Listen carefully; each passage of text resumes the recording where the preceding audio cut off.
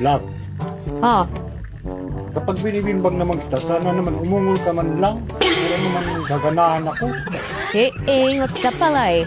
E paano ako umuli? Di ka naman marunong bumimbang.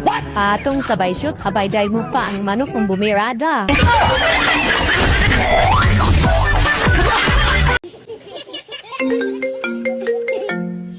Hi, baby. Hay baby sa imong mata. Kung makigbulag ka, bulag. Dili ka ipanabi ni mo nga di pantay akong itlog. Bakit di mo sinabi sa akin na bunso ka pala? Ano ngayon kung bunso? May problema ba? Ayaw ko nga sana mag-asawa ng bunso. Kasi hindi naman lahat, pero karamihan, spoiled at ang hirap intindihin. Bunso nga ako, pero hindi naman ako ganun. Gaya ng iniisip mo. Tapos ganito pa, magugulat ka na lang na biglang magagalit sa'yo na hindi alam kung ano ang dahilan. Kasi wala kang utak. Bubo ka. Maghiwalay na tayo. Uuwi na ako sa mama ko. Sabi ko na eh. Uwi na ako Sige, umuwi ka na. Bakit? Hindi mo ko pipigilan? Ayun yung gusto mo eh. Kasi hindi mo ako mahal. Mahal, may nag-text dun sa cellphone mo ah. Meron? Sino? Robert yung pangalan dun sa cellphone mo eh. Sino yung Robert?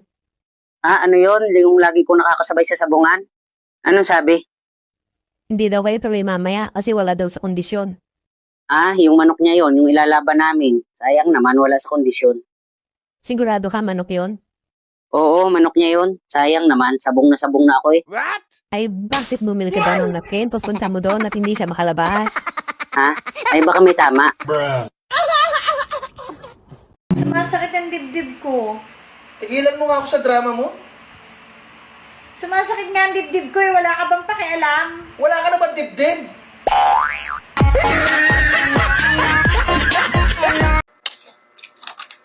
Oh, ba't ngayon ka lang? Gabing-gabi na.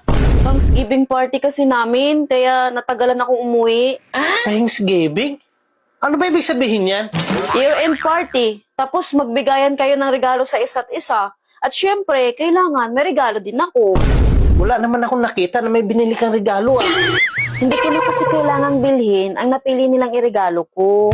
Eh, pasalamat ka dahil wala kang ginastos. Napakaswerte ng Pasko mo ngayon. Tika, ano ba nangyari niyan? Bakit basang-basa? Yan kasi ang gusto nilang iregalo ko. Kaya swerte ko, nakatipid. Hindi ka man lang nagreklamo?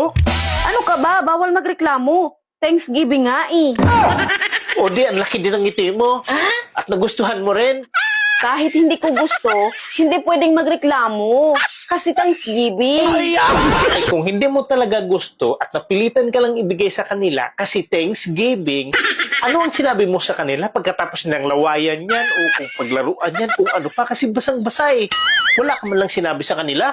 Meron akong sinabi sa kanila Ay, buti naman. Sigurado natauhan sila. So, ano sinabi mo? Thanksgiving party. Kaya ang sabi ko, thanks.